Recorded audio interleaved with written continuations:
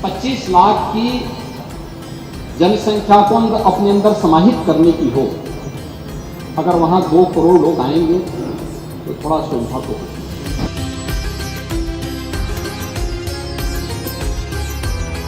जो लोग इस बात की चर्चा करते हैं कि हजारों लोग 29 की भगदड़ में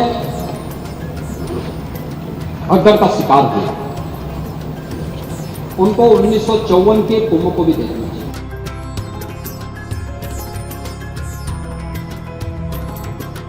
1954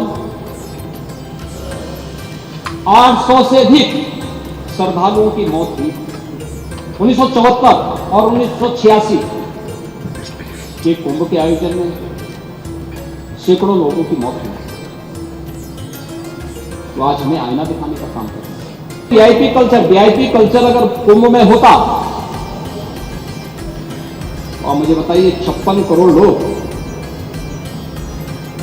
इन 38 दिनों में, इन 37 दिनों में, 37-38 दिनों में क्या त्रिवेणी में आस्था की पावन डुबकी लगा पाते?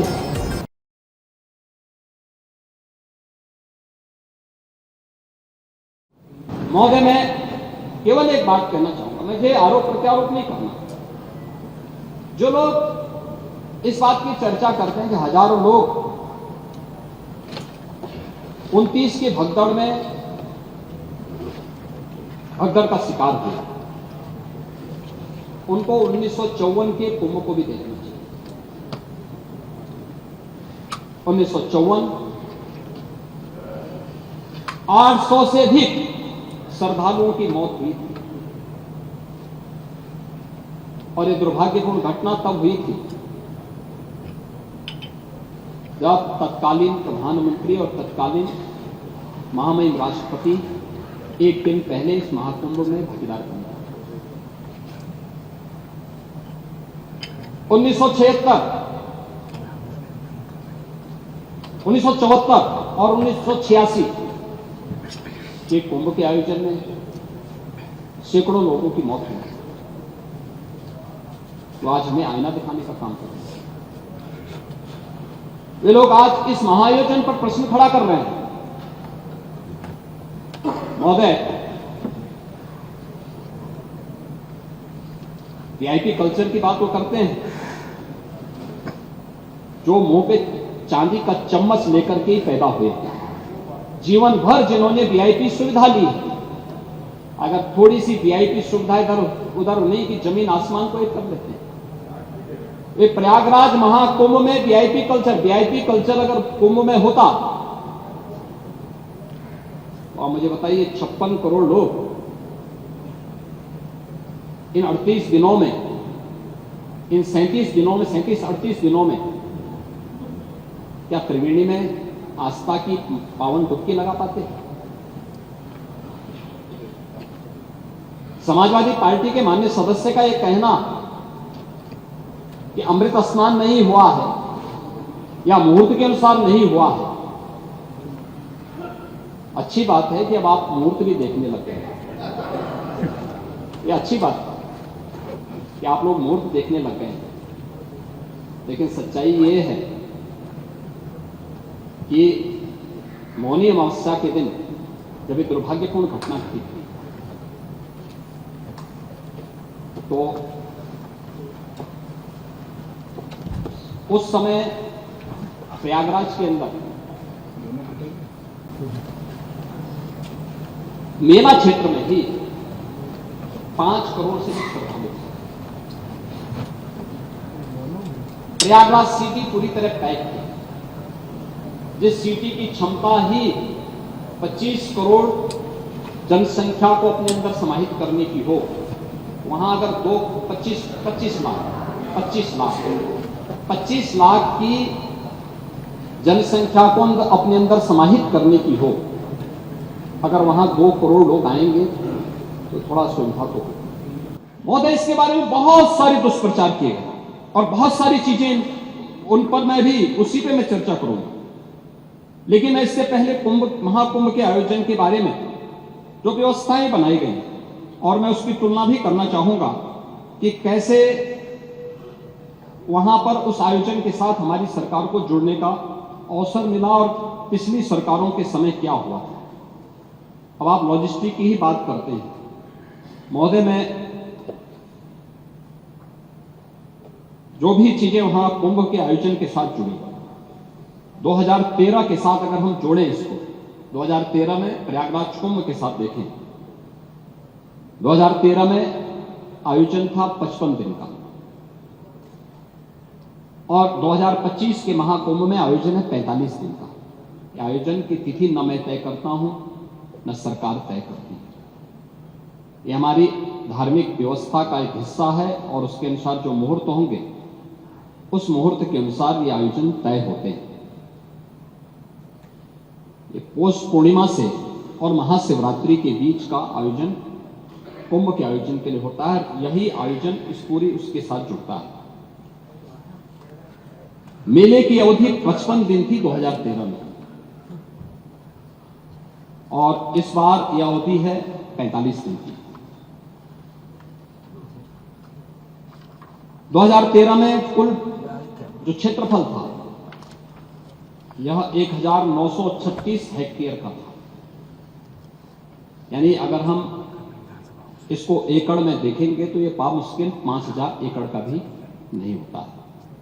और इस बार हम लोगों ने इसको बढ़ाया है लगभग 10,000 एकड़ से अधिक क्षेत्रफल में महाकुंभ के आयोजन को हमारी सरकार आयोजित कर रही है। 2013 में 14 सेक्टर में था, इस बार ये आयोजन है 25 सेक्टर में। पार्किंग का स्पेस जो आपके पास था उस समय कुल 635 हेक्टेयर में आप लोगों ने पार्किंग की सुविधा दी थी और इस बार हम लोगों ने पार्किंग की सुविधा दी है 1850 हेक्टेयर में। केवल पार्किंग की सुविधा दी, यानी 4000 यानी 5000 एकड़ से अधिक क्षेत्रफल में केवल पार्किंग की सुविधा दी है। 2013 में प्रयागराज सिटी के अंदर हमारे पास एक अवसर होता है कि इस प्रकार के आयोजन सिटी के एक निश्चित डेवलपमेंट के प्लान को भी आगे बढ़ाए। आपने देखा होगा 2013 में प्रयागराज सिटी के बारे में कोई आरओबी नहीं, कोई पक्के घाट नहीं, रिवर फ्रंट के लिए कोई कार्य नहीं हुआ। लेकिन हमारी सरकार को यह सौभाग्य जाता है कि 2019 में हमने 9 आरओबी और 6 अंडरपास बनाए थे और 2025 में हमारी सरकार ने जो पैसा वहां खर्च किया उसमें प्रयागराज सिटी के अंदर 14 फ्लाईओवर बनाए हैं, 14 नए फ्लाईओवर बनाए हैं, 9 उसमें पक्के घाट बनाए हैं, 7 रिवर फ्रंट रोड का निर्माण किया गया है।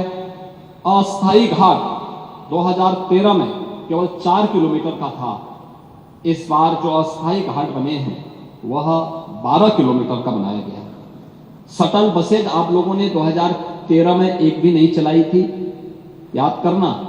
ये शटल बसेज ही फ्री में श्रद्धालु जनों को कुंभ के नजदीक क्षेत्रफल में संगम के आसपास के क्षेत्र तक पहुंचाती है, एक भी नहीं थी। इस बार 550 बसेज केवल शटल बसेज हैं जो श्रद्धालु जनों को वहां तक पहुंचाने का काम कर रही है।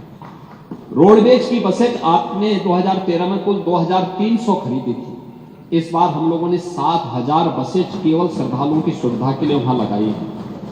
बस स्टैंड आपके समय में मात्र 3 थी, हमने 7 बनाए हैं। सड़कों के चौड़ीकरण का कार्य आपके समय में मात्र 55 का हुआ था, हम लोगों का सौभाग्य है कि 19 में 125 सड़कों को 2 लेन से 4 लेन, 4 लेन को 6 लेन में और 2025 में 200 से अधिक सड़कों को हम लोगों ने इसके साथ जोड़ा है, जो 2 लेन से 4 लेन, 4 लेन से 6 लेन बनाने का काम हुआ है।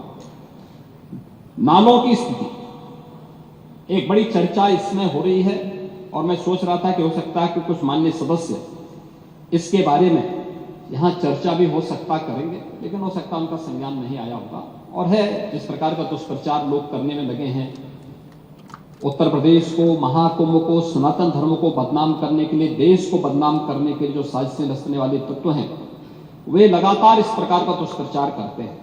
पहले मैंने कहा ना, जो काहिरा में अग्निकांड की घटना को प्रयागराज के साथ जोड़ना, नेपाल की घटना को, झारखंड की घटना को या वेस्ट बंगाल की घटना को या देश के अंदर की किसी बड़ी दुर्घटना को प्रयागराज के साथ जोड़ना, इस प्रकार के लगातार वीडियो सोशल मीडिया हैंडल के माध्यम से और डिजिटल मीडिया के प्लेटफॉर्म पर भी आप देख सकते हैं। ऐसे ही जल की गुणवत्ता के बारे में भी प्रश्न खड़े करने के प्रयास हुए। याद रखना 2013 में बायोरेमेडिएशन या जियो ट्यूब की व्यवस्था बहुत सीमित थी और परिणाम क्या था? पूरा कुंभ अव्यवस्था, गंदगी और अराजकता का एक अड्डा हो चुका था। उस स्थिति को सोचिए जब मॉरिशस के माननीय प्रधानमंत्री 2013 में प्रयागराज महाकुंभ में पधारे थे और गंगा में गंदगी देख करके, अव्यवस्था देख करके, पॉल्यूशन की मात्रा को देख करके उन्होंने स्नान करने से इनकार कर दिया। और 2025 में जब हम लोग आए हैं तो मैंने तो आपको आंकड़े बता दिए कि 56 करोड़ से अधिक श्रद्धालु अभी स्नान कर चुके हैं, एक सप्ताह बाकी है।